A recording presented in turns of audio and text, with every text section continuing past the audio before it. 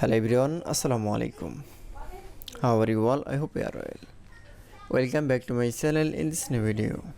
Today's video, how to insert a logo on wall page in Microsoft Publisher. So let's start it. At first open your Publisher document. In this video I will show insert a logo on page. Now going to the insert one option, then click. Now click for a header option. Now you can see from header,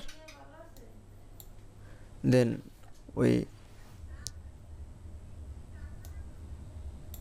going to the again insert one option, then click for a picture option. Now find your logo. Now select from logo, then click for insert option.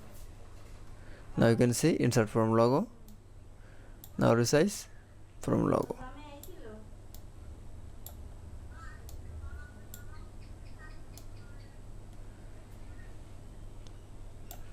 Now I move from middle position, then click for a close the master page option.